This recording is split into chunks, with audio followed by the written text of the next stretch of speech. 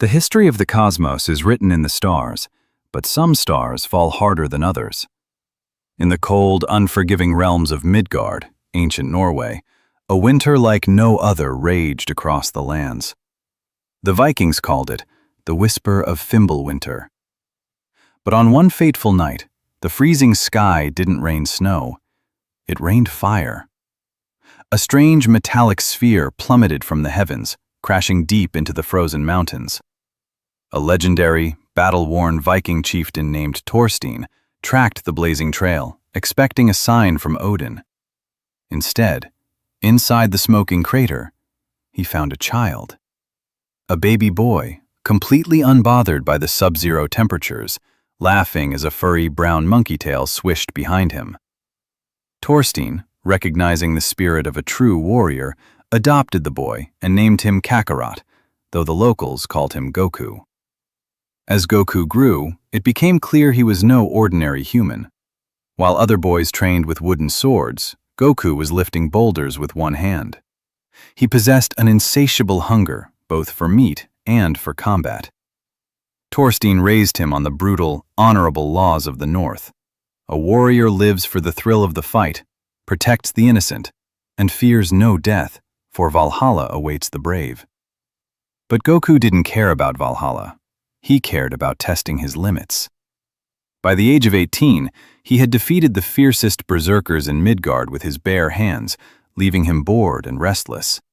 He craved an opponent who wouldn't break. Little did he know, his unmatched power had caught the attention of the High Seat of Asgard. Deep in the golden halls, Odin the Allfather stared into his well of wisdom, realizing that this strange, tailed boy was an anomaly, a force that could either save the Nine Realms or shatter them entirely. Odin dispatched his greatest weapon to investigate the mortal realm, Thor, the god of thunder. The sky over Goku's village turned pitch black as violent, supernatural lightning tore through the clouds. From the blinding light, Thor stepped forward, his massive hammer, Mjolnir, crackling with cosmic energy. The villagers fell to their knees in terror, but Goku? Goku smiled. For the first time in his life, he felt an energy, a ki, so immense that his Saiyan blood literally sang with joy. Thor looked down at the mortal boy. "You are the one the Allfather whispers about," Thor boomed. "Show me your strength, child of Midgard." Goku didn't hesitate. He dropped into his classic martial arts stance, shocking the Thunder God, who expected a traditional Viking axe. In a flash of terrifying speed, Goku vanished.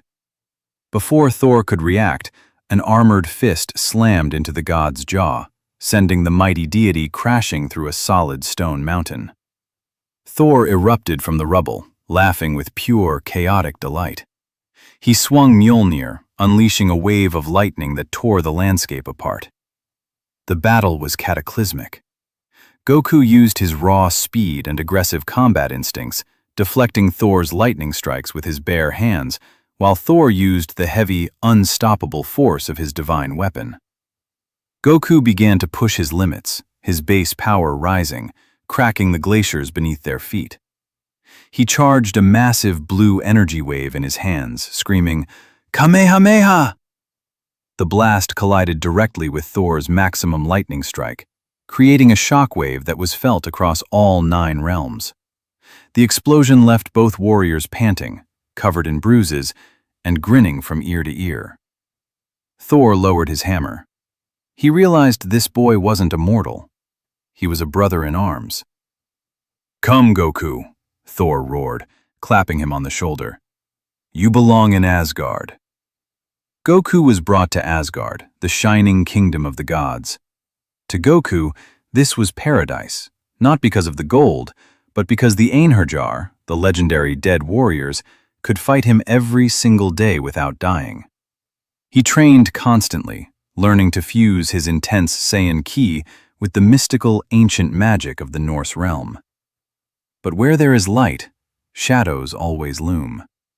Loki, the god of mischief, watched Goku from the dark corners of the palace.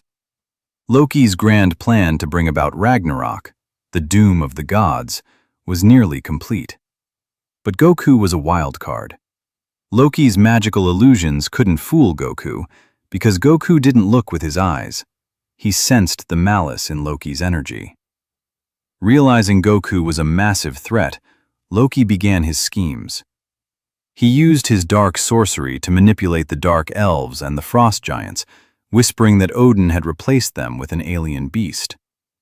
But Loki's true masterstroke was deeper. He knew of the primal, chaotic beast sleeping inside Goku's DNA. One night, under a rare alignment of the cosmos, Loki cast a spell that forced a giant, artificial full moon to project over Asgard. Goku looked up, and his eyes went completely blank. His heart rate skyrocketed. Before the gods could understand what was happening, Goku's body expanded, his skin sprouting dark fur, transforming him into a 10-story tall great ape, an Uzaru, infused with Asgardian magical energy. The beast let out a roar that shook the roots of Yggdrasil, the world tree. Loki smiled in the dark. Asgard's favorite guest was about to tear the kingdom down from the inside. The great ape Goku went on a blind, destructive rampage through the Golden City. Thor and the elite guard tried to restrain him, but the beast's power was multiplied by the divine atmosphere of Asgard. It took the combined magic of Odin and the brute force of Thor to finally shatter Loki's illusionary moon, reverting Goku back to his human form, unconscious and exhausted. But the damage was done. The chaos had left Asgard's defenses completely compromised. Seizing the moment, Loki blew the horn of war. The sky split open. The apocalyptic prophecy of Ragnarok had begun. From the frozen depths of Niflheim, the colossal frost giants marched. From the burning seas of Muspelheim, the giant demon Surtur rose, carrying a sword of world-ending fire. And tearing through the cosmic barrier was Fenrir, the giant god-eating wolf whose jaws could touch the heavens. Goku woke up surrounded by ash and smoke. He saw his friend Thor bleeding, fighting desperately against an army of monsters. He saw Odin standing alone against the world-ending fire of Surtur. Goku felt a wave of profound guilt. His internal beast had allowed this to happen. The Viking code Thorstein taught him burned in his chest. An honorable warrior protects his home until his very last breath. Goku stood up, his body trembling with a mixture of Saiyan rage and divine righteousness. He walked toward the front line, ready to face the end of the world. The battle was hopeless. Surtur's flaming sword swung down, aimed directly at the heart of Asgard. Thor was trapped beneath a mountain of ice, and Odin's spear was shattered. Goku threw himself in front of the blade. He caught the massive burning sword with his bare hands. The heat was vaporizing his skin, the pressure crushing his bones. But Goku refused to yield. He thought of his adoptive father. He thought of Thor. He thought of the world that gave him a home. Something inside his Saiyan blood snapped. But it wasn't the chaotic, blind rage of the great ape. It was a pure, focused awakening. The ground exploded. A pillar of brilliant electric blue and golden energy blasted into the heavens, tearing the apocalyptic clouds apart. When the light faded, Goku stood transformed. His spiky hair had turned into a burning electrical gold, but his aura was completely different from a standard Super Saiyan. Floating around his body were ancient glowing Norse runes made of pure cosmic Ki. Glowing blue energy lines flowed across his skin like Viking war paint. He had unlocked a legendary state, the Runestone Super Saiyan. With speed that bypassed the concept of time, Goku shattered Surtur's flaming sword into a million pieces with a single punch.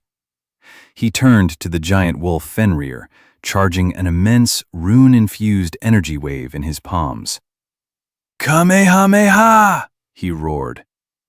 The blast wasn't just blue energy anymore. It was infused with the thunder of Thor and the cosmic authority of Odin. The beam engulfed the monsters of Ragnarok, blasting them back into the dark voids of the universe and sealing the rift. Asgard was saved. Ragnarok was averted. Goku dropped out of his transformation, falling to one knee, completely drained. Odin walked over to him, bowing his head in deep respect to a mortal for the first time in history. Goku was no longer just an alien refugee. He was the savior of Asgard. But as peace settled over the Golden Kingdom, Heimdall, the all-seeing guardian of the Bifrost, suddenly gasped, his eyes turning wide with absolute horror. He looked past the 9 realms, deep into the distant, uncharted vacuum of space. "Allfather, Goku," Heimdall whispered, his voice shaking. "Something else has felt the shockwave of the runestone energy. A cold, tyrannical emperor is moving through the stars.